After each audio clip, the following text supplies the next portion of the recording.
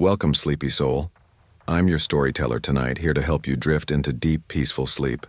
Before we begin, don't forget to like the video and subscribe for more bedtime stories. Let me know in the comments where you're watching from and what time it is. And if there's a story you'd like to hear next, I'd love to know that too. I'd been single for almost a year when this all happened. My name's Ryan Keller. I'm 27, and I live in a small one-bedroom apartment on the north side of Bloomfield, Illinois.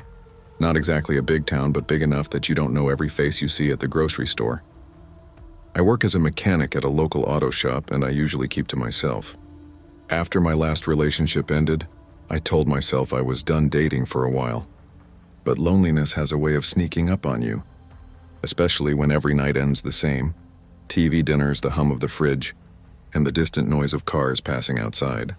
So one night, I re-downloaded Matchup, one of those dating apps that promise real people, real connections. The first few matches were disasters. One girl ghosted me after a week of chatting. Another showed up drunk to our first coffee date. The third, well, we dated for a few months, but she wasn't over her ex. So I wasn't really looking for love anymore. Just someone to talk to, maybe hang out with, no pressure. That's when I matched with Lila Grant.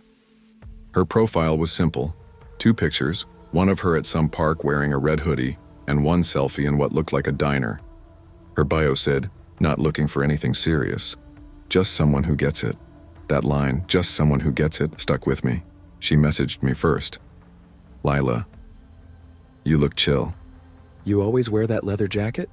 Me, only when I'm trying to look cooler than I actually am. "Lila, you're doing fine. Want to hang out tonight?" It was fast, but I didn't mind. I'd had a long day at the shop and honestly just wanted company. Me, "Sure, just to hang out though, right?" Lila, "Yeah, I just need a quiet place for a bit." "Yours okay?" That message should have raised a flag. I didn't really know her, but it was 9:30 p.m. I was half a beer in, and the idea of not being alone sounded nice. 10:02 p.m. A gray Honda pulled into the parking lot below my apartment. I watched from my window as she got out. Small frame, long dark hair, gray sweatpants, oversized hoodie. She looked different from her photos. Paler, eyes heavier. When I opened the door, she didn't smile, just looked at me and said quietly, "Hey, Ryan." Her voice was calm but empty, like she'd been crying earlier. "Yeah, come in," I said, stepping aside. "Thanks," she muttered, brushing past me. She looked around my living room slowly, her eyes stopping at the small shelf with photos of my family. "You live alone?" she asked. "Yeah, just me." "That's good," she said softly. Something about the way she said it didn't sit right, but I ignored it. We went upstairs to my room because that's where the TV was. She sat on the edge of the bed while I flipped through channels. For the first hour, it was fine. We talked about jobs, music, stupid dating stories. She laughed a little when I told her about a woman who once brought her cat on our first date. But as the night went on, her energy shifted, she got quieter. Her eyes would drift to the corner of the room, and sometimes she'd whisper something I couldn't make out. "You okay?" I asked at one point. "Yeah." "Just thinking," she said. "About what?" "People," she replied. "How they change when you stop pretending." Her tone made my stomach twist. I laughed nervously. "You sound like you've been through some stuff." "Everyone's been through some stuff," she said without blinking. Around midnight, she suddenly stood up. "Thanks for letting me sleep here," she said. "Sleep here?" I repeated. "You mean like tonight?" "You said we could hang out for the night," she said flatly, as if I'd already agreed. I hesitated. I guess that's fine. I'll get you some blankets." I made a small bed for her on the floor beside my bed. She thanked me in this oddly formal way, then laid down facing the wall. I turned off the TV, rolled onto my side, and closed my eyes. The whole situation felt awkward as hell. I fell asleep eventually. I woke up sometime later. No clue what time it was, but the moonlight was spilling through the blinds. I sat up and instinctively looked down at the floor. The blankets were empty. I blinked, rubbed my eyes, thinking maybe she went to the bathroom. But I didn't hear anything. The apartment was dead quiet, until I heard faint murmuring from downstairs. At first I thought maybe she was on the phone, but the voice didn't sound like normal talking. It was low, shaky, like someone whispering to themselves. I slipped out of bed and tiptoed to the top of the stairs. From there, I could see the dim light from the kitchen. That's when I heard her voice clearly. "Don't make me do it again. I told you I wouldn't." Her tone was trembling, angry one second and broken the next. "Lila?" I called softly. No response. I slowly walked downstairs. The sound of my own heartbeat felt deafening. When I turned into the kitchen, my stomach dropped. She was sitting in one of the chairs facing the wall.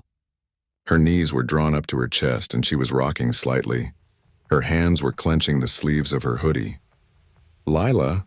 I said again. She didn't answer. I took another step closer and that's when I heard her whisper, "It's not you." "It's him." I froze. "What? Who's him?" She slowly turned her head. Her eyes looked hollow, dark circles underneath, pupils wide. "You shouldn't have let me in," she said quietly. My throat went dry. "Okay," I said carefully. "You're scaring me a little. Maybe you should—" Before I could finish, she stood up and walked toward the hallway. Not fast, just deliberate. She brushed past me, whispering, "He doesn't like when I talk too much." And then she walked upstairs. I stood there for a good 10 seconds before my brain caught up with what was happening. I pulled my phone out of my pocket and called my dad. It took him 3 tries to answer. "Dad, Ryan?" "What the hell, it's 2 in the morning. Me, whispering. "Dad, there's this girl here from that dating app and she's acting really off. She's talking to herself, like seriously messed up." "Dad, why is she in your house?" Me. "I don't know. She said she needed a place to crash, but she's losing it, Dad. I don't know what to do." "Dad." "Son, call the cops. Right now. Don't try to handle this yourself." That's when I saw it. A shadow by my bedroom door. It was faint at first, just an outline in the dark upstairs, but it moved, slowly, like someone shifting their weight from one foot to another. "Dad," I whispered. "What?" "She's up here." And before I could react, she stepped into view. Lila. Her face was barely visible, but I could see her smile. It was small, wrong. She stood there for maybe 10 seconds, just staring. Then she started running at me, screaming. The sound that came out of her didn't even sound human. It was this deep, guttural wail that made my blood go cold. I dropped my phone as she lunged, slamming into me. Her hands were around my throat instantly, squeezing hard. I could smell the faint scent of metal, like blood. I fought back, grabbing her wrists and pushing her off me. We fell hard against the wall. She screamed again, thrashing, her nails scraping at my skin.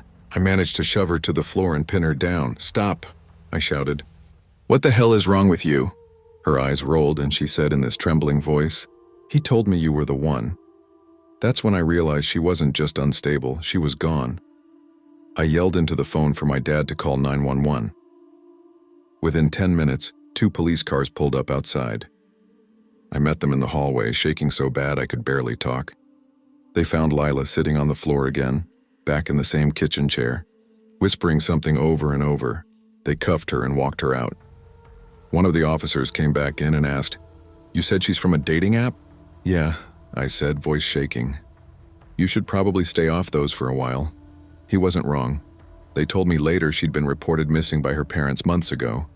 She'd been in and out of psychiatric care, drifting from town to town. Somehow she got access to a phone, made a fake profile, and found me. The thought of what might have happened if I hadn't woken up when I did still keeps me up some nights. Now, every time I hear the soft ping of a notification from my phone, that same cold feeling returns. I deleted Matchup the next morning and haven't downloaded another dating app since. Some nights, when I close my eyes, I can still hear her whisper, "You shouldn't have let me in."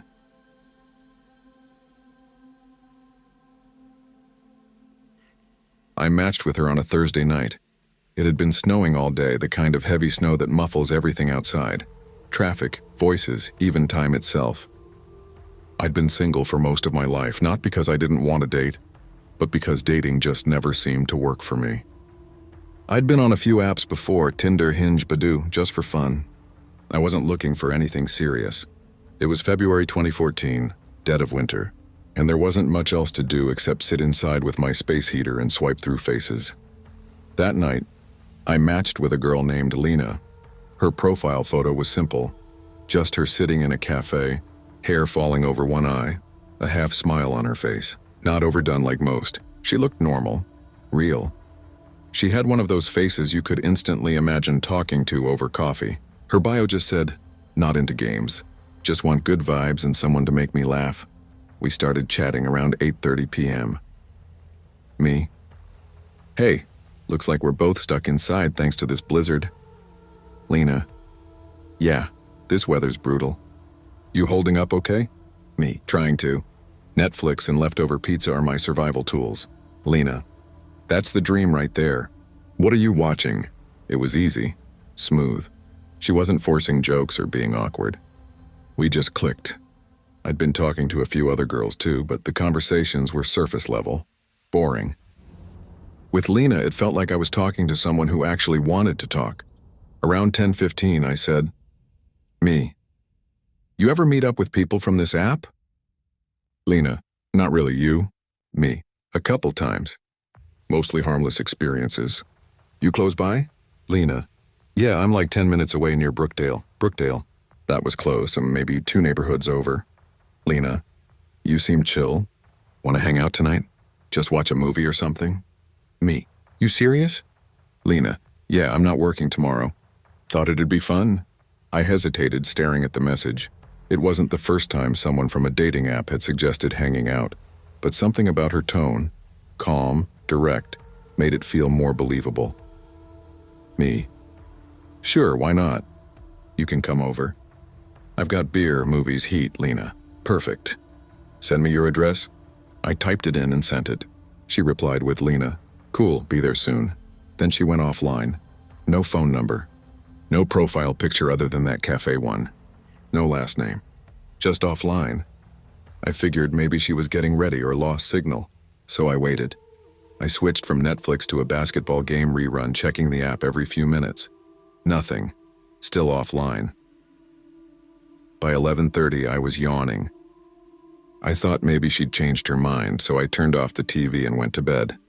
When I woke up, my room was still dim. The gray morning light filtered through the blinds. My phone said 6:42 a.m. I rubbed my eyes and saw a few Badu notifications. "Lena sent you a new message." There were 3 messages. 7 a.m. "Hey, I'm coming now." 2:16 a.m. "I'm outside." 3:02 a.m. "You're cute when you sleep." For a second, my brain couldn't process it. Then my heart started pounding so hard I could hear it. I sat up and looked toward my bedroom window. The blinds were half open. I could see faint footprints in the snow leading up to the window. My throat went dry. I texted her back, "Me. Who the hell is this?" No reply. Then my phone pinged again. "Lena sent you a new message. Check your closet." I froze. My closet door was slightly ajar. Just enough that the darkness inside looked like a mouth I could barely breathe. The room suddenly felt small, heavy, like the air itself had weight. I whispered, "No way," to myself and slid out of bed, keeping my eyes locked on that door. When I got near, the door creaked just a little wider. "Lena?" I croaked out, my voice barely audible. Silence. I lunged forward, grabbed the doorknob, and yanked it open. Nothing. Just coats, boxes, and the faint smell of laundry detergent. Then I felt something cold, a gust of air on my neck. I turned to the window. It was cracked open. The latch had been turned. I ran to it and slammed it shut, locking it this time. My hands were trembling. I looked down at the snow outside again. Fresh footprints leading to the window, not away. I didn't even think. I grabbed my phone and called my neighbor, Tom, a retired Marine who lived next door. "Tom," I said breathlessly, "I think someone was in my house." He was at my door within 2 minutes, still in a hoodie and pajama pants. "What's going on?" he asked. I showed him the messages. He read them, frowned, and said, "Jesus Christ. You didn't give her your number, right?" "No, just my address on the app." "Damn it, man," he muttered. "That's not good." We searched the house together, room by room. Nothing. All doors were locked except that one window. When he left, I sat on my bed, shaking. My phone buzzed again. Another message. "You shouldn't have locked me out." My stomach flipped. I opened the app again, but her profile was gone. Deleted. I went straight to the police station later that morning. The officer at the front desk looked half asleep. I told him everything, the messages, the footprints, the window. He asked for screenshots, so I showed him my phone. He sighed and said, "We can file a report, but honestly, tracking down someone from these apps isn't simple. You'd need a subpoena to get their data. Best thing? Stay with someone for a few nights. Keep your doors locked." I wanted to scream. That was it. For the next week, I barely slept. I pushed a chair against the bedroom door every night. I even bought one of those motion lights for outside. Nothing else happened. No new messages. By the 7th day, I started to relax again. Maybe it was just some twisted prank. Maybe someone found my address online somehow. But on the 8th night, I woke up at 3:11 a.m. to a faint noise. Not inside, outside. It was the beep of a phone notification. That distinct triple-tone Badoo sound. I sat up slowly. It came again. Closer this time. From outside my window, I crept to the blinds, my hands shaking uncontrollably. I lifted one slat just enough to peek out. A woman was standing in my driveway. Dark coat, hood up. A faint glow from her phone lit her face. Pale, sharp features. Eyes locked straight at my window. She smiled. I dropped the blinds instantly, backed up to the wall, and called 911. By the time the police arrived, she was gone. They found more footprints, circling my house this time. The officers took another report but said the same thing. Without her account, they couldn't trace her. I deleted every dating app I had that night. It's been over 10 years since then. I've moved twice, changed jobs, even changed my number. But sometimes when it's quiet at night and I get a random phone notification, I still hear that triple note chime in my head, and I swear, every winter, when the snow falls heavy and the world goes quiet again, I catch faint footprints outside my window. Not fresh, not deep, just watching.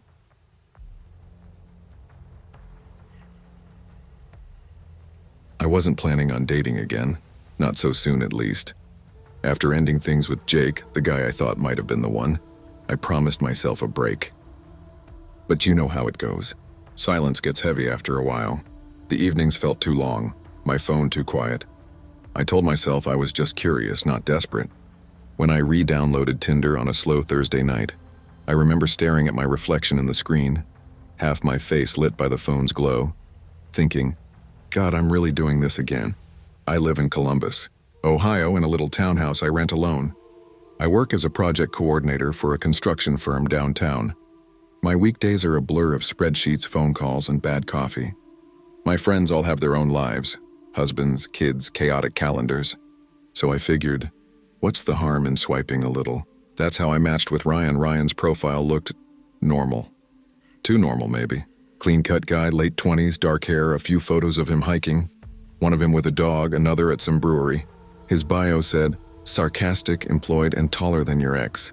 It made me laugh out loud, which almost never happens with Tinder bios. We started chatting. He was witty, quick with comebacks, a little cocky but not obnoxious. He asked about my favorite places around town, what I did for fun, what my go-to coffee order was. It felt refreshing. Most guys on the app were either too forward or too bland. Ryan was right in that sweet spot of playful and grounded. After a couple of days, we moved to texting. He was responsive without being clingy. Sometimes he'd send voice notes which made him feel real in a way most guys on apps don't. A week or so in, he said something that stuck with me. Ryan, you seem like someone who doesn't like games. Me, not unless we're talking board games. Ryan, good, I'm done with fake people. You seem solid, it felt genuine. I let my guard down. 2 weeks later, he texted Ryan, you drink wine, right? Mate, that's like asking if I breathe air, Ryan. Perfect. I want to send you something. What's your Venmo? I hesitated. I'd never had a guy offer to send me money. Me, wait, for what? Ryan, just to treat yourself.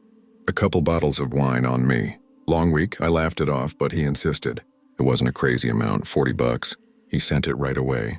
I joked about feeling like a wine influencer, and he replied with a little heart emoji. He then asked if I wanted to come by his place later that week. Said a few of his friends were hanging out. Grilling, nothing crazy. He added, if you're not comfortable, totally fine. I get it. Something about that message made me relax. He wasn't pushy, just casual. So I agreed. Friday came. I remember the sky had that muted blue tint that happens before sunset, where everything feels quiet and kind of surreal. I stopped by a liquor store and picked up 2 bottles of red. Nothing fancy.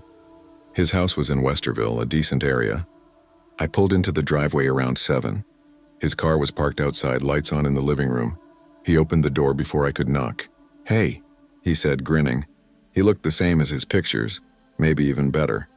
Tall, broad-shouldered, wearing a gray t-shirt and jeans. His smile was disarming, easy. Inside, 2 of his friends were sitting on the couch watching some football highlights. One introduced himself as Trent, the other as Eli. They both seemed nice enough, casual, polite. But the first thing I noticed wasn't them. It was the kitchen. 2 of the cabinet doors were completely destroyed. Splintered wood, hinges bent, one hanging half off. The others had cracks spidering across them like someone had punched through. I tried to laugh it off. Me. "What happened to your kitchen? Someone lose a fight with a cabinet?" Ryan, chuckling. "Yeah, that'd be me. Had a rough night last week. Took it out on the wrong target." He said it like it was funny, but my stomach twisted a little. Me. "You punched them?" Ryan. "Yeah, stupid, I know. But hey, cheaper than therapy, right?" He grinned, waiting for me to laugh. I didn't. I brushed it off and followed him to the living room. I opened one of my bottles of wine while the guys cracked open beers. The conversation was fine, normal, music playing low, laughter here and there. After about an hour, Trent said he had to head out. Eli stayed a little longer, then went to smoke outside. That's when things started to change. Ryan was standing by the counter, scrolling his phone. Out of nowhere, he slammed it down so hard it bounced off the granite and hit the floor. Me. "Whoa, what's wrong?" Ryan. "Nothing. It's fine." Me. "You sure?" "You look..." Ryan. "I said it's fine." The sound of his voice, sharp, sudden, always made my heart jump. He picked up the bar stool and threw it across the room. It hit the wall with a deafening clang. Me. "Ryan, what the hell?" Ryan. "Just leave me alone for a sec, I froze." My instincts told me to get out. But I didn't move, not yet. I just stood there, clutching the neck of my wine bottle like it was some kind of shield. Eli came back inside, cigarette still burning in his hand. Eli. "Bro, what the hell was that?" Ryan. "Drop it, man." Eli. "You're scaring her, dude." Ryan didn't reply. He just stared at me, this glassy, distant look in his eyes, like he wasn't really there. He walked toward me slowly. Me.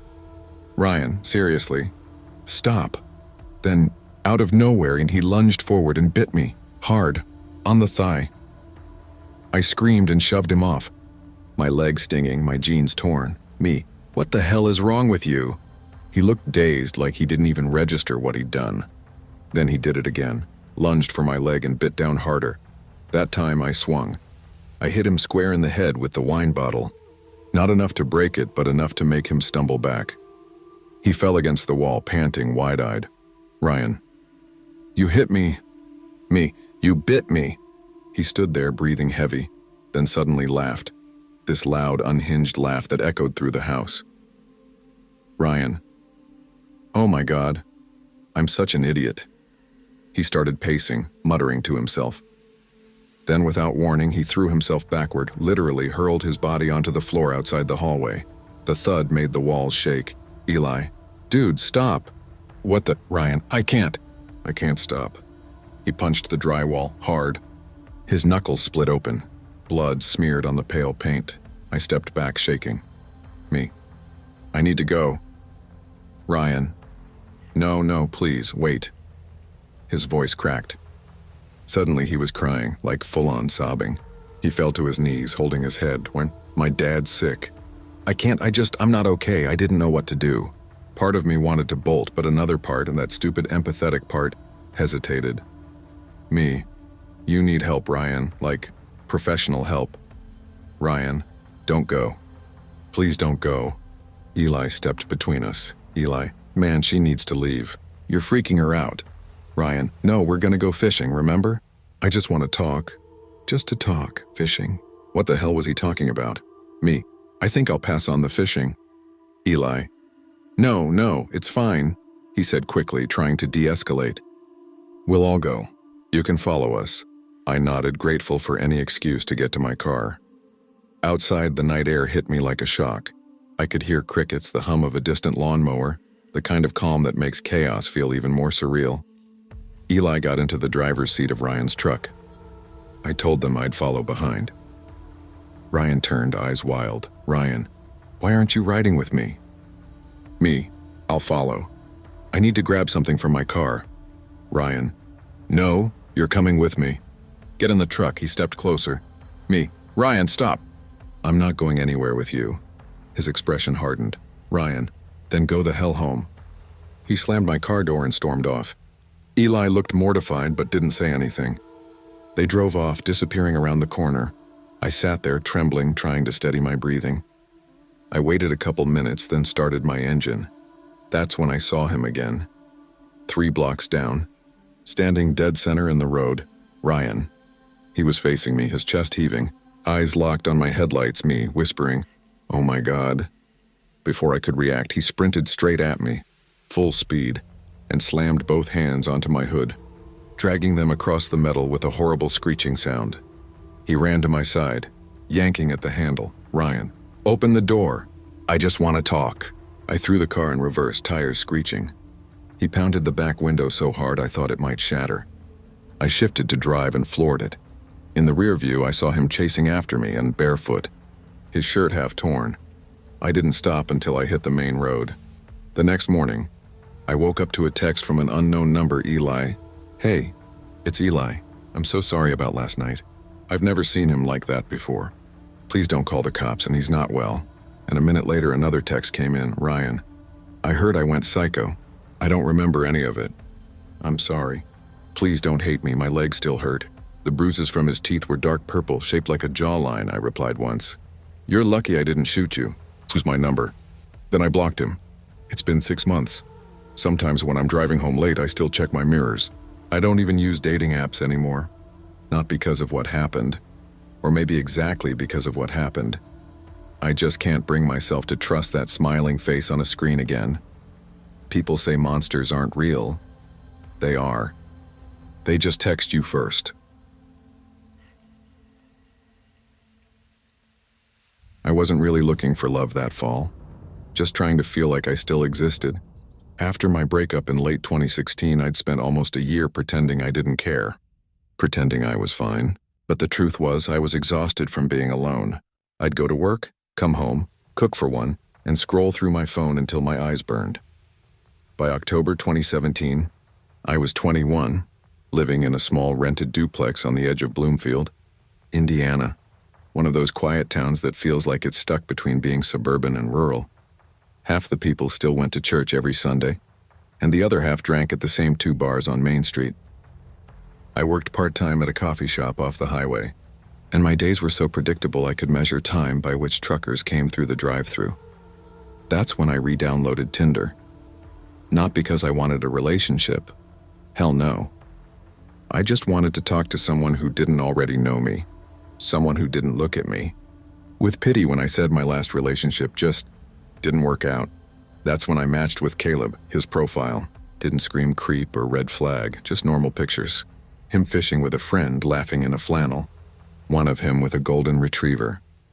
His bio said, just moved here. Looking for a reason to like Indiana. He looked real. And I guess that was all it took. We matched on a Friday. By the end of that night, we'd exchanged over 100 messages. Caleb. You seem like the type who laughs at her own jokes. Me. Only when they're good. Caleb. So all the time then? It was stupid, but it made me laugh. He was funny without being crude. Thoughtful even. Said he'd recently moved from Michigan for work. Something to do with supply chain stuff. Boring, but pays the bills, he'd said. We texted for about 2 weeks before he asked me to meet up. I hesitated. I'd been on dating apps before. I'd had enough weird first dates to write a book. But something about him felt different. So I said yes. We agreed to meet halfway at this bar and grill in Bloomfield Square called Mason's Tap Room. It wasn't fancy. Wood-paneled walls, low lights, the smell of beer soaked into the carpet. But it was familiar. Safe in a small town sort of way. It was a Tuesday. I got there first around 7. Ordered a cider and tried to calm my nerves. He texted, running a few minutes late. Be there soon. 15 minutes later, the door opened and there he was. He looked mostly like his pictures. Same sandy hair, same jawline. But there was something off. He looked drained. pale with dark circles under his eyes, and when he smiled, it didn't quite reach them. Caleb. Hey, sorry, parking was a mess. Me. You're fine, thought maybe you ghosted. Caleb, half laughing. Not my style. His voice, though, it threw me. It had this strange, shaky tone, like every word was balancing on the edge of tears. It wasn't quite sad, just strained. We sat down and ordered a couple of beers. At first it was fine. Small talk about work, favorite music, bad weather. But about 10 minutes in, things started to feel off. He kept staring, not in a cute, you're pretty way. More like he was studying me. His eyes didn't blink much either. At one point, I noticed a tattoo on his forearm. The all-seeing eye, the Illuminati symbol. I tried to lighten the mood. Jokingly. So what's that about? Illuminati confirmed. Caleb, dead serious. Don't say that in public. Me, what? Illuminati. Caleb. Yeah, people listen. He wasn't smiling. I thought maybe he was kidding. Some dry humor thing. But his eyes stayed fixed on me. Me, you're joking, right? Caleb. You know that people who joke about crying are usually the ones who die young. He said it flatly. Not even as a threat, just like he believed it. I laughed nervously, trying to steer the conversation somewhere normal. That's dark, I said. Caleb, it's just true. You ever feel like you've died before and you're just stuck? I didn't even know how to respond. My hands were sweating under the table. Then, as if he realized how weird it sounded, he smiled and was wide and sudden. I'm kidding. You're easy to mess with. I forced a smile too, but something in me told me to text a friend. I shot a message to my coworker Sierra. Just a casual, hey, come to Mason's tap room. Bring Emma, she texted back. Now? Me. Yeah, just say hi. About 20 minutes later, they walked in. I waved them over, pretending it was some coincidence. Me. Oh my God, hey. Didn't think you'd actually come out. Sierra. Figured we'd grab a drink. Caleb. Smiling tightly. Friends of yours?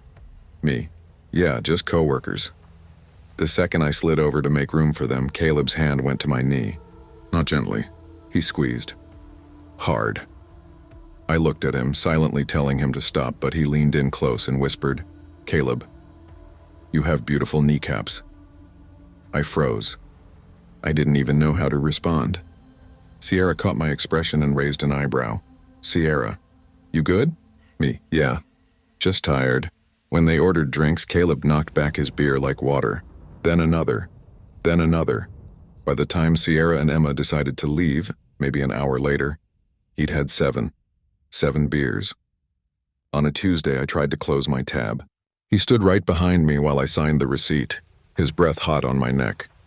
That's when I noticed he was hard. Like visibly, I froze. My stomach dropped. I turned, half laughing, half panicked. Okay, I think you've had enough to drink, Caleb. You think I'm drunk? Me, a little. Caleb, I'm just happy. It had started raining outside. I grabbed my coat and bag, ready to say goodbye. That's when he followed me to my car. Caleb, hey, wait. I walked here, me. You walked? It's raining, Caleb. Yeah, can you drop me? It's not far. I hesitated, every instinct in me screaming no, but part of me, the naive, people-pleasing part, didn't want to seem rude. Fine, I sighed. I'll take you home. He gave me directions through a quiet residential area, the kind with old houses and motion sensor lights that flicker on as you pass. As we neared a small white bungalow, he said, Caleb, this isn't really my house. I'm staying with my sister. Basement's mine for now. When I pulled up, I shifted the car into park. Me. Okay, here we are. Before I could even reach for the unlock button, he leaned in, fast. I turned my head to offer the cheek, polite, safe. But he grabbed my jaw and forced his mouth onto mine. His tongue was inside my mouth before I could even process what was happening. I shoved him back. What the hell, dude? Caleb, you taste exactly how I thought you would. My blood ran cold. I reached for my phone. Get out of my car, he didn't move. His eyes started to water, tears. Actual tears. Caleb, I'm in love with you. I knew it the moment I saw your profile. You're the one, me. If you don't get out, I'm calling the police. He froze, his lips trembling, then whispered, Caleb, You shouldn't threaten people you care about. For a moment, I thought he might hit me. Then just as quickly, he smiled, wiped his tears, opened the door and stepped into the rain. I locked the doors immediately and sped off. My hands were shaking so bad I almost missed a stop sign. When I got home, I checked my phone. There were already 3 missed calls from him. Then a text. "You didn't say goodbye." I blocked his number. Blocked him on Tinder too. 2 days later, I got a message on Instagram from a new account. No profile picture. No posts.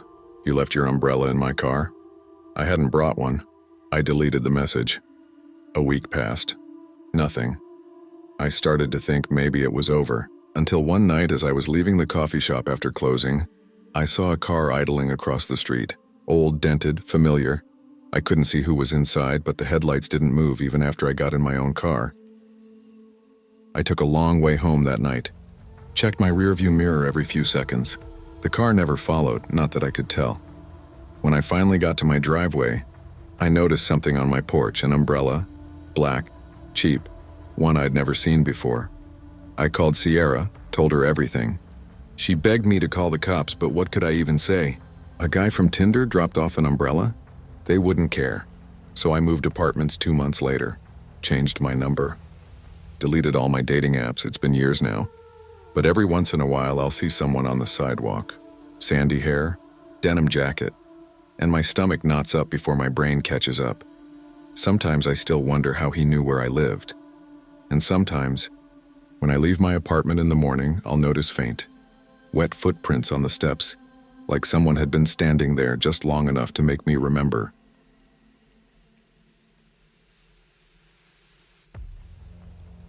I was 20, finishing my last semester at Western Valley University, living off caffeine, instant noodles, and panic. My nights blurred into library hours, and my mornings started with missed alarms and empty coffee cups. I wasn't looking for love. Hell, I barely had time to love myself. But one night around 1 a.m., I was scrolling through my phone to decompress and found myself downloading a dating app called Coffee Meet. I told myself it was just curiosity. I'd been single for about a year after a messy breakup, and part of me missed the simple comfort of conversation. Someone to ask how my day went, even if it was through a screen. That's where I met Landon. His profile picture showed him sitting on a park bench with a big goofy grin, messy dark hair, and a flannel shirt. He had this unassuming, down-to-earth look, nothing like the usual gym selfies or car shots. His bio said, "Music, camping, and cold brew. Looking for someone genuine." It felt harmless enough. We matched. His first message wasn't some cringy pickup line. It was, "You look like someone who doesn't get enough sleep." Finals, I laughed and typed back, "Guilty. You stalking my dark circles." He replied instantly, "Only appreciating your honesty. I'm Landon, by the way." I told him my name, and within minutes it felt like I'd known him longer than the app had existed.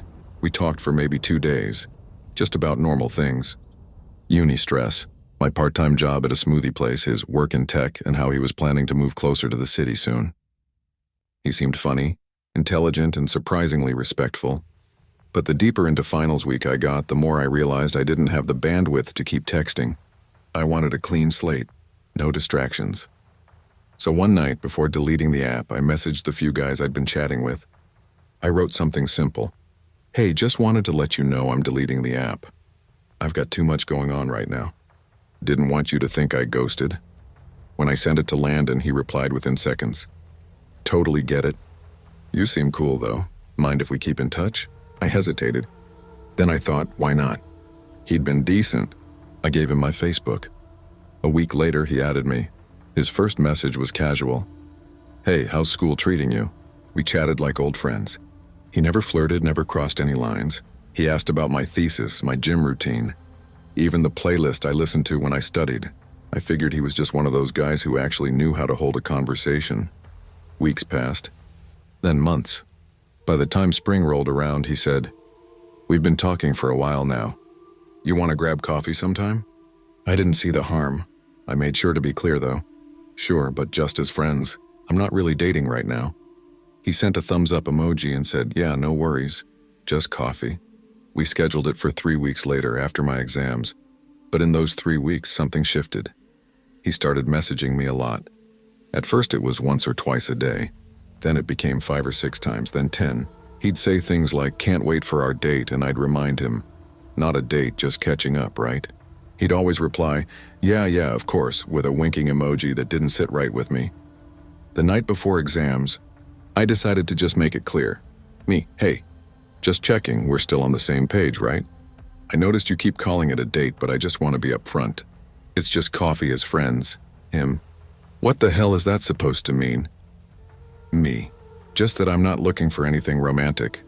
I thought I made that clear. Him, so what, you were just wasting my time then? Me, no, I just thought we were friends. I didn't lead you on. Him, you really think you're better than everyone else, huh? You're like every other stuck-up girl on these apps. I froze. His tone flipped from friendly to venomous in seconds. Me, Landon, you're overreacting. I'm just being honest. Him, you'll regret playing me like this. I stared at the screen, heart pounding. Then he started sending message after message, paragraphs, swearing, accusations, name-calling. I blocked him on Facebook, but I'd already made one mistake. When we made plans, I'd given him my number. That night, my phone lit up like fireworks. And 27 p.m., Landon calling 10:32 p.m., Landon calling 10:36 p.m., new. Voicemail. 10:41 p.m., Landon calling. It went on until I finally put my phone on silent and tried to sleep. When I woke up the next morning, I had 37 missed calls, 15 voicemails, and over 50 texts. The texts were a mix of anger and desperation. I just want to talk. Why are you doing this to me? You can't just ghost people. You owe me a chance, and if you don't pick up, I'll make you talk to me. I deleted the messages and tried to move on. Maybe he'd get bored. He didn't. By the end of the week, I was getting dozens of calls a day. Every time I silenced one, another came. I contacted my phone company, explained everything, and they said, "You can only block 3 numbers, ma'am." 3. He was using new numbers each time. I begged them for help, and they said there was nothing they could do. So I called the police. They said, "You'll have to contact your phone provider first, but we can take a statement in case it escalates." Escalate it did. 3 weeks later, the messages started sounding different. He stopped begging. He started planning. "You can't hide forever. I know your Thursday gym routine. You walk home from class around 6, right? I'll come to you if you won't come to me." Every word sent a chill down my spine. He was piecing together my schedule from our old conversations. My campus, my work hours, my gym, I stopped going to all of them. I stopped leaving the house after dark. One night I was lying in bed when a new text buzzed in. "Girls like you always think they can get away with it. But you'll see. I'll make sure you do." My blood turned cold. I called the police again, voice shaking. They told me to come in the next morning. I gave them every text, every voicemail, every screenshot. The detective I spoke to, Officer Marquez, looked me dead in the eye and said, "You did the right thing. We'll file for a restraining order." Within a week, the order went through, and just like that, silence, no more calls, no texts, no voicemails. It was like he'd vanished off the face of the earth. Months later, when I could finally breathe again, I looked him up. The Facebook account was gone. The phone numbers were dead. But through a mutual friend of a friend, I found out something that made me sick to my stomach. He wasn't 26 like his profile said. He was 34, a grown man pretending to be younger. For months, I'd been chatting with someone who studied me like a case file. I think about it sometimes, how normal it felt at first. How quickly things spiraled.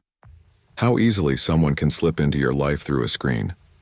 Now, when people ask why I hate dating apps, I just say, because I met Landon, and I never, ever let strangers know my schedule again.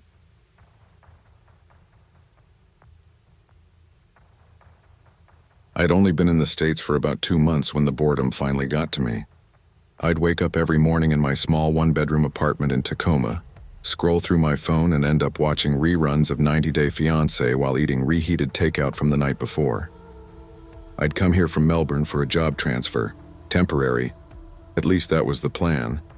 But between the long work hours and being in a city where I knew no one, I felt like I was dissolving into routine. So one Friday night, wine glass in hand and soft jazz humming from my Bluetooth speaker, I decided to re-download a dating app. Just to talk, I told myself. Maybe grab dinner with someone who didn't talk in Slack messages. I didn't even have a clear goal. Wasn't looking for love or hookups. Just company. Human warmth. After scrolling through profiles that ranged from shirtless mirror selfies to just ask what I do for work, LOL, I matched with a guy named Caleb. His profile was normal. Something about liking craft beer, hiking, and bad dad jokes. He had a half smile in all his pictures, not trying too hard. I like that, he messaged first. So, are you another Aussie here to correct us on how we say aluminium? I laughed out loud. Only when you started. That was our start. Light, teasing, easy. Over the next 2 weeks, we texted daily. He worked in IT, lived about 15 minutes away, liked old horror movies, and apparently made a mean French press coffee. He wasn't flirty in a gross way, just casual. The kind of normal that felt like a relief after some of the creeps I'd encountered online before. Finally, he suggested we meet in person. There's this pub near downtown, O'Malley's. They do trivia and serve the best wings. You in? It had been ages since I'd gone out just for fun, so I said yes. The night of our date, Tacoma was cold enough that I had to wrap my coat twice over. I wore a simple black dress and ankle boots, nothing fancy, just something to say I care, but I'm not trying too hard. When I got to the pub, the place was buzzing with laughter, the faint smell of beer and fried food filling the air. I scanned the room and finally saw him waving from a booth near the back. For a second, I hesitated. He looked different, not bad, just older, maybe by 5 or 6 years. His jawline wasn't as sharp as in his pictures, and his hair was shorter, thinner. But his eyes were kind, and when he stood up to hug me, he smelled faintly of cologne and clean laundry. "Hey, you made it," he said, smiling. "Yeah," I laughed, "though I almost didn't recognize you. You've changed your hair." "Oh, yeah," he chuckled awkwardly. Needed a new look. We ordered drinks. He got a pale ale. I got cider. The conversation flowed easily. We talked about our favorite travel memories, weird coworkers, and how America's healthcare system terrified me. He laughed at my sarcasm and told me I was refreshingly blunt. "So what made you move out here?" he asked. "Work. I'm helping with a client project for a few months. Supposed to be temporary, but who knows? You thinking of staying?" "Maybe," I said. "If I don't go insane from the rain first." He laughed, reaching across the table to brush his thumb against my hand. I didn't pull away. It felt nice, normal. By the time we finished our second round, it was getting late. I stood to grab my coat. "You want a lift back?" he asked. "It's freezing out. I'll grab an Uber, it's okay." "Come on," he said with a grin. "My place is like 3 blocks away. We can grab a cup of coffee, warm up, and I'll drop you home after, promise, just coffee." I hesitated. It wasn't the worst idea. His place was close, and he seemed harmless enough. But then again, every girl I knew had a story that started with "he seemed harmless enough." He must have noticed my pause. "Hey, relax," he said. "You can even call your friend and share my address if it makes you feel better. I just don't want the night to end yet." That last line got me. It sounded sincere. I told myself not to overthink it. "All right," I said finally. "Just coffee. And I mean actual coffee. Scout's honor," he said, raising his hand like a Boy Scout. His apartment was on the 3rd floor of an older building, the kind with creaky staircases and narrow hallways. The lights flickered as we went up, and halfway through he joked, "If you were a psycho, this would be the perfect setup." "Oh yeah?" I said, half laughing. "How so?" "Cute foreign girl lures unsuspecting American man to his doom." "You wish," I shot back, rolling my eyes.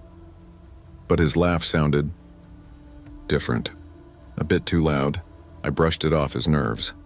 When he opened the door, I noticed immediately that it was a studio, small but tidy. 1 big bed, a small kitchenette, and a few posters on the wall. Tarantino movies, a band I didn't recognize. There was no couch, just a chair in his bed. "Sorry," he said, dropping his keys on the counter. "Bachelor living. Take the bed. It's more comfortable." "I'll stand," I said lightly, keeping my tone casual. He went into the bathroom saying, "Give me a sec. Gotta pee like a racehorse." As I stood there, I glanced around, and that's when I noticed a few things that sent my gut twisting. By his bed, near the nightstand, there were 2 masks. One looked like a goat with exaggerated cartoonish eyes, and the other looked like a cat or maybe a tiger with faded paint and rough edges. Nearby, on a low shelf, sat a Bowie knife and a small woodcutter's axe. They weren't just decorative.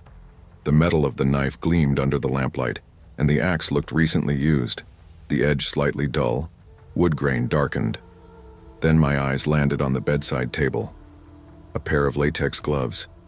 My stomach dropped. I looked toward the bathroom door. It was still closed. The sound of water running faintly. I took a slow, quiet breath and moved toward the door, my hands trembling. I told myself, maybe he cooks. Maybe he collects weird stuff. But the masks? The gloves? The axe? No, something wasn't right. I slipped my phone from my purse and quietly texted my friend back home. If I don't text in 10 minutes, call me. Send cops to 742 Spruce Ave, Tacoma. Then I picked up my purse, eased the lock open, and walked out. No sound came from the bathroom. No, hey, where you going? Just silence. Down the stairs, my boots clicking against the old wood, my chest tight. I didn't look back. Once I hit the street, I started jogging. My heart thudded hard in my chest.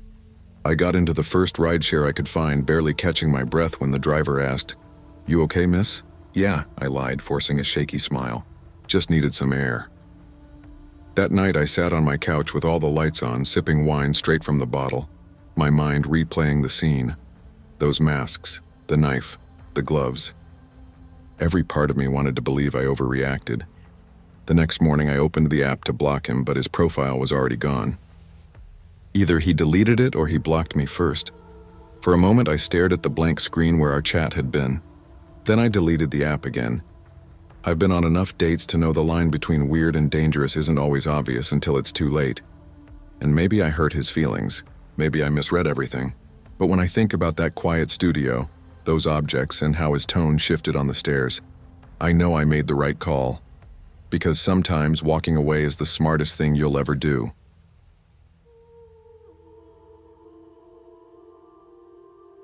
I remember the first time I downloaded a dating app again after my breakup. It felt strange, like stepping into a crowded room where everyone's already mid-conversation, and you're the awkward guy standing in the doorway pretending to text. I was 22, living alone in a small one-bedroom apartment in Cedar Falls, Ohio, the kind of town where the biggest excitement is when a new diner opens or when someone gets arrested at the Speedway gas station. My last relationship had ended ugly. 3 years gone, torn apart by jealousy and lies, and I'd spent the following year trying to remember what it even felt like to connect with someone again. Most nights I'd get home from work at the auto shop, heat up some frozen dinner, and scroll through Reddit until I passed out on the couch. But one night, a cold Friday in February, I decided I was done being lonely. So I downloaded a few apps: Bumble, Hinge, Tinder, and eventually OkCupid. That's where I matched with Talia. Her profile wasn't flashy, a few cute photos, one of her at a park holding an iced coffee, another of her at a record store. Her bio said half introvert, half chaos. I love dogs, scary movies, and people who actually reply. We matched at 8:47 p.m. I remember that because it was right as I was microwaving a Hot Pocket. Our first conversation started with her asking, "So what brings you to this corner of the internet, stranger?" And for the first time in a long time, texting didn't feel like a chore. Over the next 2 weeks, we talked every night. She lived about 20 minutes away, over on the west side of town near Willow Bend. She said she lived with her older brother until she could afford her own place. She told me about her job at a pet supply store, her cat named Juniper, and how her ex wasn't worth the therapy bill. She was funny, sarcastic, but also kind. There was a softness in her texts. I could feel it. When I finally asked if she wanted to grab food one evening, she replied almost instantly, "Sure, you pick the place." I'm easy. Well, not like that. We planned for Friday night. I'd pick her up at 6:30 and we'd grab tacos at a local spot called El Camino Grill. I remember checking my reflection in the rearview mirror. 3 times when I pulled up in front of her house, it was a small, beige place with a dim porch light and a half-dead rose bush under the window. The house number, 228, was nailed slightly crooked above the door. The street was quiet, lined with parked cars and bare trees swaying in the winter wind. The sun had just dipped below the rooftops, leaving that cold blue tint that makes everything feel still. I texted her, "Hey, outside." A few minutes passed. I could see the faint light from her window flicker. Maybe a TV or a lamp. I waited. Another text came through. Talia. Hey, sorry. My brother's being super annoying. He says he wants to come outside and meet you real quick before I go. I stared at that message for a second. I typed back, okay, is that necessary? She replied right away. I know. He's protective. Just humor him. I swear he's harmless, I sighed, trying to shake off the annoyance. A minute later, the front door opened. Out stepped a tall guy, easily over 6 feet, wearing a black hoodie and dark jeans. He had a buzz cut, sharp jawline, and a serious look that didn't match the harmless description I'd been promised. He gave a short wave, then walked toward my car. I got out to meet him halfway. Hey, I said, forcing a polite smile. You must be Talia's brother. He extended his hand. His grip was firm, too firm. Yeah, man. Name's Derek. His tone was flat but not unfriendly, just unreadable. She inside? I asked. She's getting ready. Thought I'd just come out and see who you were. He glanced at my car, then at me again. His eyes didn't blink much. Appreciate you coming to pick her up, bro. Lot of weirdos out there, you know? Yeah, I chuckled nervously. Tell me about it. He nodded, his gaze not leaving my face. You cool if you come in for a sec? She's almost ready. House is cold as hell though, so don't judge. Every instinct in me said no, but it felt rude to refuse, so I said, sure, that's fine. The inside smelled faintly like cigarettes and something fried, maybe chicken or catfish. The walls were off-white, a little yellowed with age, and there were boots and jackets piled near the door. Just chill here, Derek said, motioning toward the living room. She's upstairs.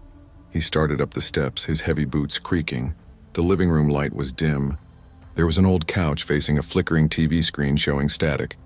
2 men sat there, both older than me, maybe late 20s.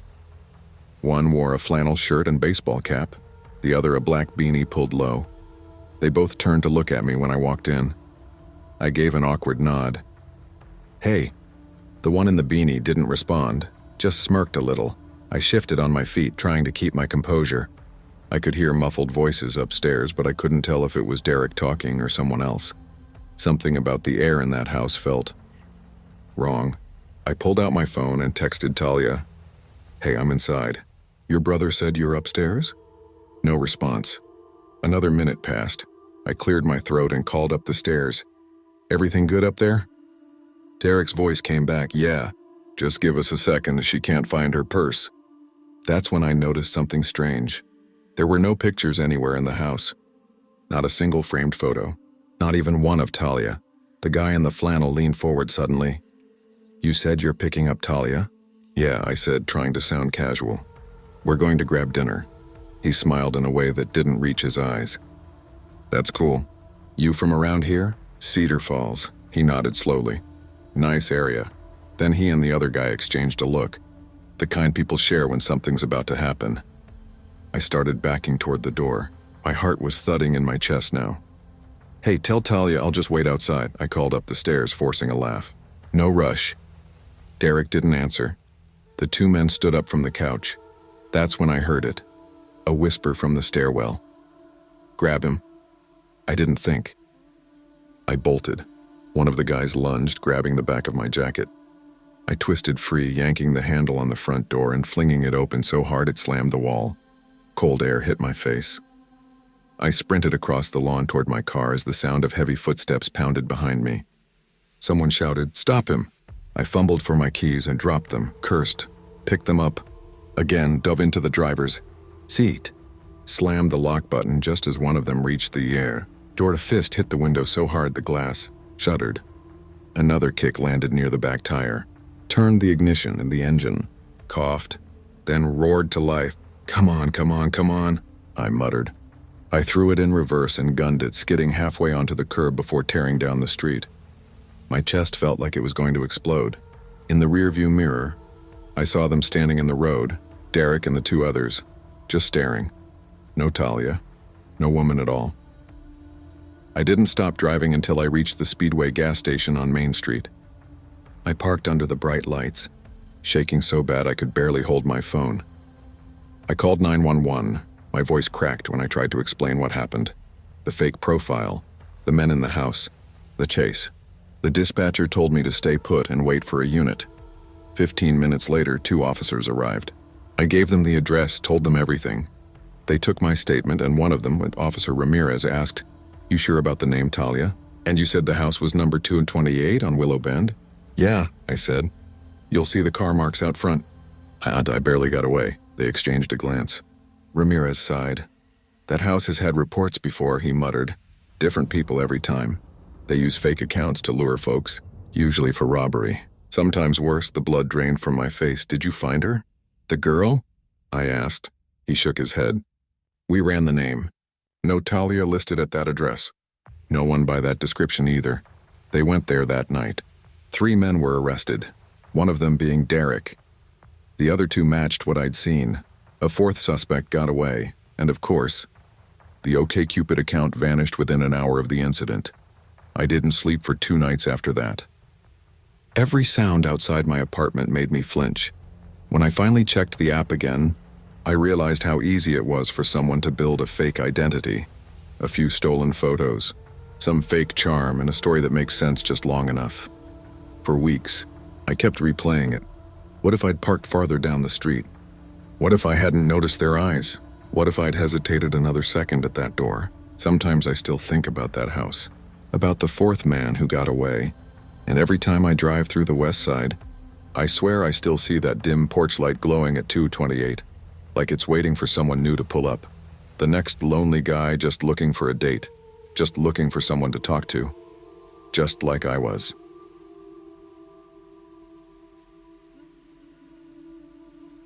I moved to Portland in the fall of 2016, chasing what I thought would be a clean slate new job.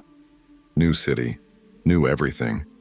After spending 5 years in upstate New York, working a dead-end IT support position in a gray cubicle with fluorescent lights buzzing over my head, I finally got an offer at a mid-sized software company downtown. It wasn't glamorous, but the pay bump and the idea of starting over somewhere new felt like a breath of fresh air. For the first few weeks, everything was quiet, too quiet. I'd go to work, come home, make dinner, maybe watch something on Netflix, and scroll endlessly through my phone before falling asleep. No family nearby, no friends. Just me in my apartment with creaky floors and a window view of an alleyway behind a Thai restaurant. Loneliness creeps up on you slowly. You don't even realize it's happening until you catch yourself talking to your microwave timer. So, like a lot of people my age, I turned to Tinder. The first few matches went nowhere. A few hey messages, some polite small talk, and ghosting. Then came Sierra. Her profile stood out. She had shoulder-length auburn hair, dark green eyes, and this kind of wild, free-spirited energy in her photos. She had tattoos down both arms, mostly geometric shapes and moons. And in her bio she wrote, "Painter, collector of old souls, currently vibing through the universe." Cheesy, yeah, but something about her seemed genuine. I swiped right. Within minutes, it was instant we matched. Her first message, "You've got gentle eyes." That's rare. I didn't really know what to say to that, so I sent back a smile emoji and, "Thanks, I guess. You've got mysterious eyes." We hit it off surprisingly quick. She talked a lot about art, crystals, spirituality, and energy healing. Normally that would have been a red flag for me. I'm more of a logic and science kind of guy. But she seemed fun, playful, alive in a way. I wasn't. After 3 days of texting and sending memes back and forth, she suggested meeting up. "Let's get a drink," she said. "I know this small bar near Hawthorne that has live jazz on Thursdays." Cozy vibes. Sounded perfect. That Thursday night, it was cold and misty. The kind of Portland night where the streetlights look like tiny glowing orbs in the fog. I wore a flannel shirt and jeans, nervous as hell but trying to play it cool. I texted her that I was outside. A minute later, her front door opened. She stepped out slowly. Wearing a long dark green coat and a knitted beanie, she smiled, small but deliberate, and said, "Hey, finally. I was starting to think you were a catfish." "Not today," I said, trying to laugh. "You ready?" She nodded and gave me a quick hug, but it felt off.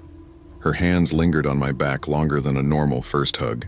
When she pulled away, she stared at me, not in a flirty way, more like she was studying me.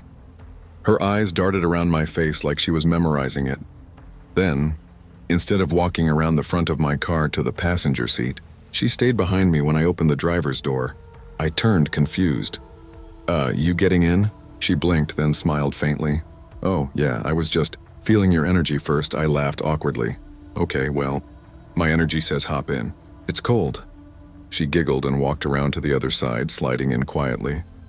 The drive was weirdly quiet. She spoke in this low, almost whispery tone. Every time I had to ask her to repeat herself, she'd laugh softly and say, "You're not really listening, are you?" We made small talk. Her art, my work, her cat named Orbit, my boring corporate life. But every few minutes she'd go silent and just look out the window, smiling like she was seeing something I couldn't. We got to the bar, an old place called the Velvet Finch. Small, dimly lit, the smell of whiskey and citrus filling the air. I picked a booth toward the back where the music wasn't too loud. Once we had a couple drinks in us, things loosened up. She told me about growing up in Northern California, moving to Portland for the art scene, how she painted spiritual portraits for people. "What's a spiritual portrait?" I asked. "It's not just your face," she said, her green eyes gleaming. "It's your energy, your aura, the colors that surround you. You can tell a lot about someone that way." She stared at me for a long moment before saying, "You've got gray and orange around you. Gray means confusion. Orange means passion. That's an interesting mix." I laughed it off. "Guess that checks out. I'm confused and passionate about a lot of things," but her expression didn't change. "No, really. It's strong, like dangerous strong." That line stuck with me. The way she said it, soft but intense. After 2 more drinks, I was buzzing pretty good. She seemed calmer, friendlier. When I asked if she wanted to hang out at my place for a bit, she smiled and said, "Yeah, I'd love to see where you keep your energy." That phrasing was odd, but I let it slide. Back at my apartment, she immediately walked in like she'd been there before. She didn't even take her shoes off, just started looking around, touching things. The little Buddha statue on my bookshelf, the cactus by the window, the framed photo of my dog who'd passed away a year ago. She stopped at that photo and whispered, "He's still here, you know. He hasn't moved on." I frowned. "What?" "Your dog. He likes the window. He watches you." It sent a chill up my spine. I had never mentioned my dog to her. Not once. "How'd you know I had a dog?" She smiled without turning around. "He told me." We sat down and I poured a couple whiskeys. I tried steering the conversation back to normal stuff, music, travel, food, but she was fixated on my crystals on the coffee table. "You burn sage?" she asked. "Yeah," I said. "Helps me focus when I'm stressed. Can I light it?" I shook my head. "Nah, it's kind of my thing. I like to do it myself." That's when her mood changed. Her shoulders stiffened and she turned her head slowly toward me. Her pupils were huge. "You don't trust me?" she asked. No, it's not that. You don't trust me." Her voice dropped lower than before. The whole room felt heavier. Then, as quick as it came, she smiled again. "It's fine. You'll learn." She picked up one of her necklaces, a small silver pendant with what looked like a glass shard inside. "You know," she said, "this isn't just jewelry. It's my link." "My key? Key to what?" I asked. "To my past lives." I tried not to smirk, but she caught it. Her face went blank. "You don't believe me. I believe you believe it," I said carefully. That must have been the wrong answer. She suddenly slammed her glass down, spilling whiskey on my coffee table. "Do not mock what you don't understand," I froze. Her voice echoed in my small living room. Then she stood up, came closer, and put her hand on my chest. Her nails dug into my shirt slightly.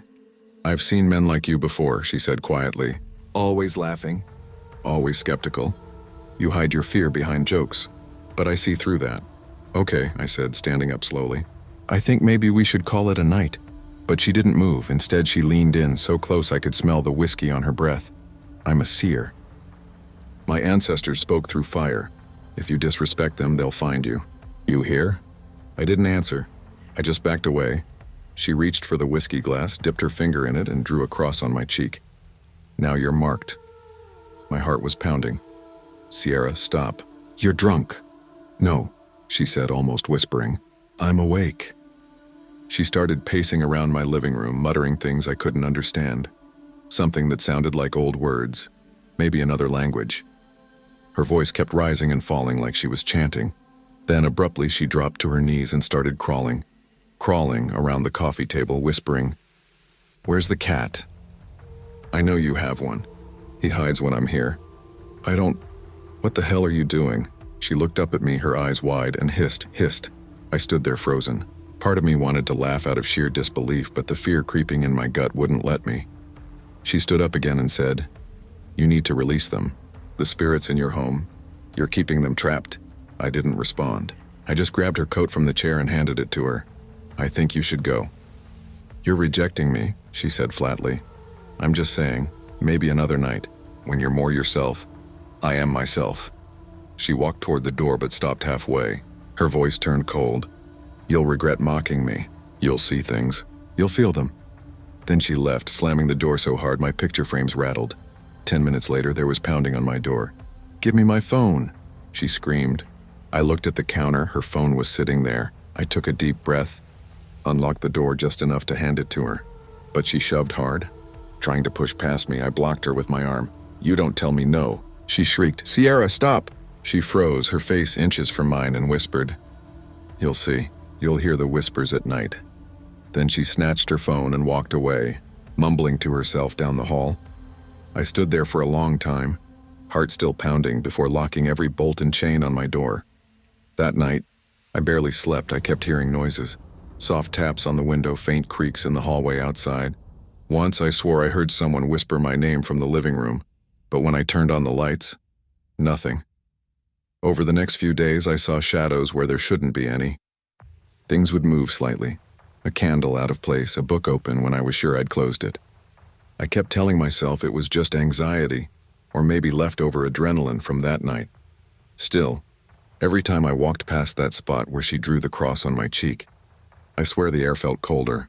A week later, I saw her name pop up on Tinder again. The same photos, same bio. But when I clicked her profile, it said, "No longer available." I tried searching her Instagram. Gone. Her phone number, disconnected. It was like, 'cause she vanished. I told one of my coworkers about it over lunch, and he said, "Dude, sounds like you dodged a psycho." Yeah, maybe. But every night since, I swear I sometimes wake up to the faint sound of whispering, like someone sitting by my window, softly repeating my name. And the weirdest part, my dog's photo, the one on the shelf, keeps turning slightly toward the window. No matter how many times I fix it, I still keep the sage on my counter. Haven't burned it since that night. Sometimes I think about lighting it again, just to see if it still smells like comfort. But deep down, I think I already know the answer, because when the lights are off and the city's asleep, I can almost feel her breath near my ear. "You'll see them soon." And then the whisper fades into the dark.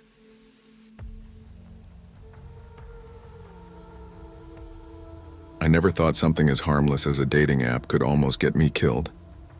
Back then I was 17, old enough to think I understood the world, but not old enough to know how quietly cruel it could be. It had been almost 2 years since my girlfriend, Lisa, broke up with me. She was my first everything, first date, first kiss, first heartbreak. I thought I'd get over her in a few months, but grief is funny. It just changes its clothes over time. Some days I missed her voice. Some days I missed the way she'd tilt her head when she laughed. Most days I just missed being wanted. I tried calling her for months after the breakup. Straight to voicemail. I'd type long messages on Messenger, staring at the seen mark that never appeared. My brother Cody used to tell me, "Dude, she's gone. Let it die before it eats you alive." He wasn't wrong, but he wasn't exactly gentle about it either. Cody was 23, worked at a car lot in town, and always had a different girl in his passenger seat. He called it options. I called it chaos. He was the kind of guy who thought dating apps were the best thing that ever happened to humanity. One night while we were sitting in the living room, he said, "You gotta stop sulking, man. Download Tinder. There's a whole buffet out there." I told him, "I don't want a hookup, Cody. I want to feel normal again." He shrugged, popped open a beer, and said, "Then don't hook up. Just talk to someone, flirt. You'll remember what it feels like to be wanted." He made it sound simple, like healing was a settings option I just hadn't toggled on yet. But he was right about one thing. Sitting around staring at old texts wasn't doing me any favors. So that night I downloaded Tinder. I didn't even know what I was doing at first. I stared at the profile setup screen like it was a job application. I picked a few photos where I didn't look awkward, wrote a short bio about liking old rock music, sketching, and hiking around town. I didn't expect much. I was in Gray Ridge, Tennessee, not exactly a hotspot for modern romance. Half the girls were either 20 miles away or listed Jesus first, drama never. I swiped for fun, not expecting anything to happen, until I saw her. Hannah. Blue hair, dark eyes, a silver hoop in her nose. Her profile said she was into art, horror movies, and old diners, the exact things I loved.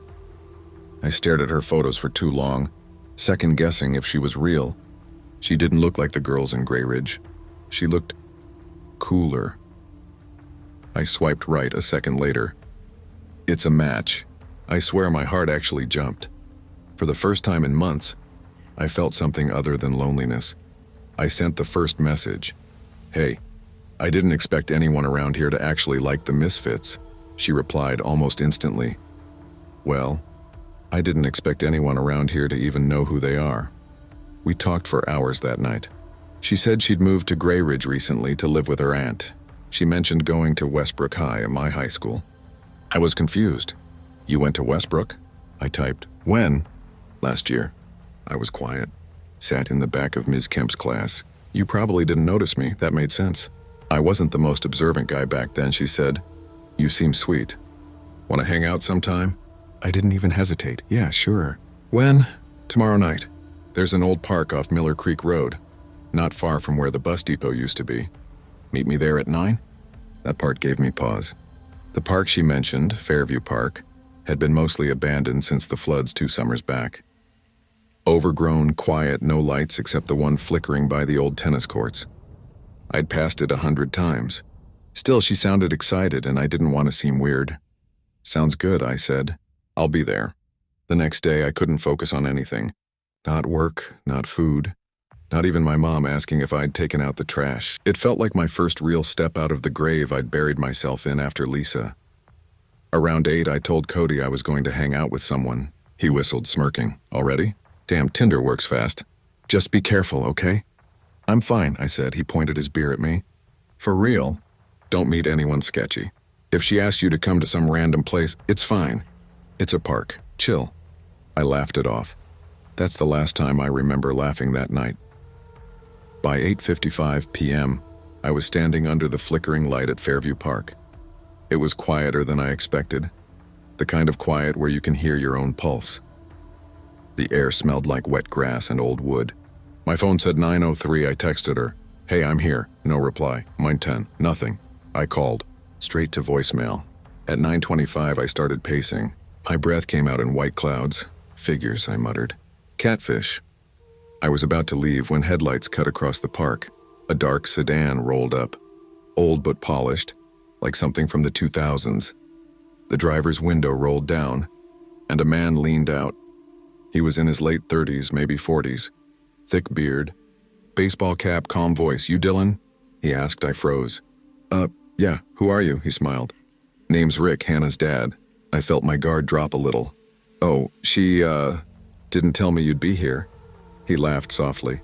Yeah, she had to run to her friend's house for a bit. Sleepover or something. Forgot to message you, but she told me you might still come by. Said you seemed like a nice kid. I figured I'd drive you home. No point walking this late, right? I hesitated. Everything in me whispered no, but his tone was friendly, the way adults talk when they're trying to be reassuring. Sure, I said, rubbing my arms. That'd be cool. Hop in, bud, he said. The warmth of the car hit me as soon as I sat down. It smelled faintly of cigarettes and pine air freshener. I buckled up. He started driving, the headlights cutting through the dark trees. After a minute, I said, "You can take Main Street to Birch, that's faster." He nodded. "I know a quicker way. This one skips town traffic." I stared out the window. We weren't heading toward Main Street. Instead, he took the old industrial road that led into the outskirts, the part near the abandoned mills. This doesn't look like the shortcut I know," I said. Rick chuckled. "You're just not used to the back roads, kid. Trust me, I wanted to. God, I wanted to. But the way his knuckles gripped the wheel, the way his eyes flicked toward me every few seconds, something felt wrong. Then I noticed the handgun tucked between his seat and the console. My stomach twisted. I went still. Staring at the glove compartment, he noticed his tone changed, deeper, colder. "You okay back there?" "Yeah," I lied. We drove in silence for another minute before I quietly reached for the door handle. It didn't budge. Child lock. "Hey, can you drop me off at the gas station up ahead?" I asked. "My brother's working late there." Rick smiled without looking at me. "Don't worry, kid. We're almost there." "Almost where?" He didn't answer, just pressed harder on the gas. The trees blurred. I could feel my pulse in my throat. I glanced at the phone in my lap. No signal. I typed anyway. "Cody, something's wrong. Call police." But the message didn't send. I had two options: stay quiet and hope, or act. Then something sharp glinted by my feet. A small folding knife, probably his, dropped on the floor. My brain screamed, "Do something." As he slowed for a curve, I grabbed it and stabbed him hard in the side. He roared, the car swerving across the gravel. "You little..." He punched me in the chest, but I kicked the door as hard as I could. It burst open when the lock slipped. I tumbled onto the dirt and rolled down the embankment. Gunshots echoed behind me. 1, 2, 3. Branches snapped near my head. I didn't look back. I ran. The forest swallowed me. Thick, wet, endless. My breath tore through my lungs. My sneakers slid on mud and leaves. Every sound felt too close. "Get back here," he shouted somewhere behind me. I ducked behind a fallen tree, clutching the knife. My heart hammering so loud I swore it'd give me away. I heard him crash through the brush, his flashlight slicing through the dark. "Come on, kid. Don't make this harder." He was limping, swearing under his breath. He passed right by me. When his light disappeared deeper into the trees, I ran the opposite way. I don't know how long I ran. Maybe 20 minutes, maybe an hour. Time didn't exist anymore. Just fear. When I finally saw the faint glow of a road through the trees, I almost cried. I stumbled onto the asphalt. Covered in dirt and sweat, a red hatchback came around the bend. I waved like a madman, shouting, "Please! Help! Please!" The driver, a middle-aged woman I knew, slammed her brakes. She rolled down her window just a crack. "Are you okay?" "I was kidnapped. He's still in the woods." At first she hesitated. Then she unlocked the passenger door. "Get in." We drove straight to the Grey Ridge police station. My voice shook as I told the officers everything. The app, Hannah, the car, the gun. They looked at each other grimly. One officer, a tall man named Sergeant McCauley, said, "Son, we've been looking for that man for months. He doesn't have a daughter. We think he's been posing as girls online to lure kids out." I felt cold all over. "You mean Hannah never existed?" McCauley nodded. "We checked the name, the photos, everything. They're fake. Probably stolen." They took my statement and called my brother. When Cody arrived, he looked pale, shaking with rage. He hugged me so tight I thought I'd suffocate. "Jesus, Dylan, I told you to be careful." "I know," I whispered. The cops searched the woods, but they never found him. The sedan was gone by the time they got there. No license plates, no trace, just tire marks and a few shell casings. Weeks later, they called to tell us the FBI believed the man, whoever he was, had crossed state lines. He was wanted in multiple cases of abduction attempts stretching as far as Kentucky. Every lead went cold. For months, I couldn't sleep right. Every time a car slowed near our street, my stomach dropped. One night, around 2 a.m., I woke up to the sound of tires on gravel outside our house. I peeked through the blinds. Nothing, just the streetlight flickering across the empty road. Still, I could have sworn I heard the soft click of an engine shutting off somewhere down the block. Maybe it was nothing. Maybe it wasn't. But to this day, I can't open a dating app without feeling that same chill crawl up my spine. That reminder that sometimes, behind a pretty face and friendly words, there's something far worse waiting for you. The cop said he was never caught. And sometimes, late at night, I still get anonymous messages on random apps, no picture, just words. "Hey, you don't remember me, do you?"